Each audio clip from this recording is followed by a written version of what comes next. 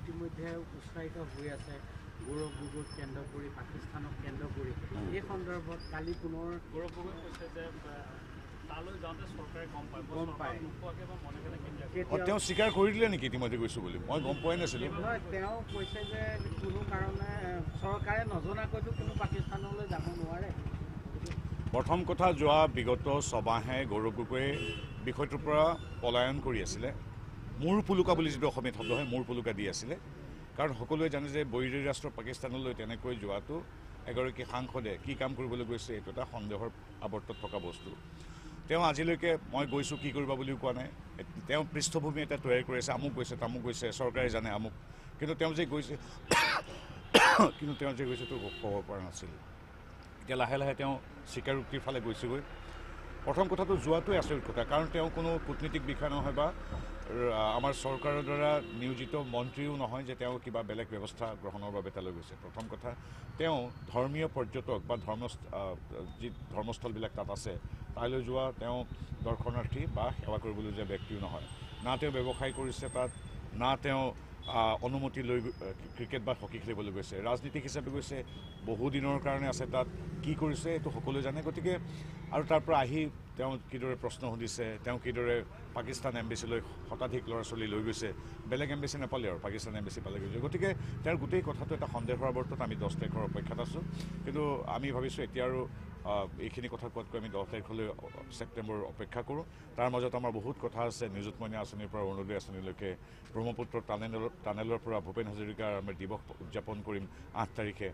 বহুত সাংস্কৃতিক আন্তঃগাঁথনি উন্নয়নমূলক কাম বিভিন্ন ইতিবাচক আঁচনি দুইখন চৰকাৰ আছে গতিকে আমি এতিয়া মই ভাবোঁ ইতিবাচক কথাবিলাক পাতিলে ভাল কাৰণ কি অখিল গগৈ লুৰিণ গগৈ ৰকিবুদ্দিন আহমেদ ৰকিবুল হুছেইন বা গৌৰৱ গগৈ এনেধৰণৰ পোহাৰী চুপতি আৰু গৌৰৱ গগৈৰ কথাটো সুকীয়া বিভিন্ন কথাত পতা হৈছে কাৰণ দেশৰ নিৰাপত্তা আৰু দেশৰ প্ৰতি থকা দায়বদ্ধতাৰ কথা আছে গতিকেতো অৱধাৰিতভাৱে আপোনালোকে সুধিবই কিন্তু আমি যিমান পাৰোঁ এতিয়া তেওঁলোকৰ কথাখিনিত ব্যস্ত থকাতকৈ আমি উন্নয়নমূলকৰ যি ধাৰা আমি আগবঢ়াই লৈ গৈছোঁ আজি নগাঁও চহৰখন যিদৰে উন্নতি হৈছে আজি বটদ্ৰৱা বা কেনেকৈ উন্নতি হৈছে এই কথাবিলাক পাতিলে আচলতে এতিয়া মোৰ বোধে আমি এনে বাৰ্তা খুব শ্ৰদ্ধা সহকাৰে ৰাইজৰ ওচৰলৈ লৈ যোৱাটো উচিত এতিয়া আৰু অখিল গগৈ কাক কিমান অশ্লীল ভাষাৰে গালি পাৰিছে এই কথাত আমি ব্যস্ত নহওঁ আৰু গৌৰৱ গগৈ কামটোতো সাংঘাতিক কৰিছে স্কুলৰ ছাত্ৰ ছাত্ৰীও আজি প্ৰশ্ন সুধিছে তেওঁক কংগ্ৰেছৰ মানুহে প্ৰশ্ন সুধিছে এতিয়া তেওঁৰ হাতত কোনো যুক্তি নাই তথ্য নাই উত্তৰ নাই তেওঁ এতিয়া কৈ আছে যে আমুকেও গৈছে দেখোন আমুক চনত আমুক গৈছে এইবিলাক কথা কৈ তেওঁ নিজেই য'ত বিৰাট ভাল কাম এইটো বুজাবলৈ গৈছে কিন্তু তেওঁ পাকিস্তানলৈ যোৱা পাকিস্তানৰ পৰা তেওঁৰ ঘৰৰ মানুহে বেতন পোৱা নিজৰ সন্তানক নিজৰ মাতৃভূমিৰ যি আমাৰ নাগৰিকত্ব সেইটো কৰ্তন কৰি বেলেগৰ কাৰণে আবেদন কৰা তেওঁৰ সহধৰ্মিনী 20বাৰতকৈ অধিকবাৰ পাকিস্তানলৈ যোৱা তেওঁ সকলোকে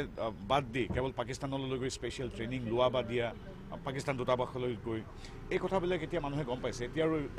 এইটো ৰাজনৈতিক কথা নহয় দেশৰ প্ৰতি থকা দায়বদ্ধতা দেশৰ প্ৰতি থকা নিৰাপত্তা দেশৰ প্ৰতি থকা শ্ৰদ্ধাৰ কথাহে ইয়াত আছে গতিকে তেওঁ ইতিমধ্যে লাহে লাহে স্বীকাৰ কৰি আহিছে মই এই বিষয়ে তেখেতৰ সন্মানীয় মুখ্যমন্ত্ৰী মহোদয়ৰ ভাষ্যটো শুনা নাই যিটো আপুনি কৈছিল যে যিকোনো মানে আমাৰ গৃহ বিভাগ সদায় কঠোৰ আইন শৃংখলা ৰক্ষাৰ ক্ষেত্ৰত আৰু দেশদ্ৰোহিতাৰ কথাটো আৰু নকওঁৱেই বা গতিকে যিকোনো মানুহে সি XYZ যিয়ে নহওক কিয় যদি এনেধৰণৰ আচৰণ কৰে নিশ্চিতভাৱে আইনে নিজৰ ব্যৱস্থা গ্ৰহণ কৰিব ঠিক আছে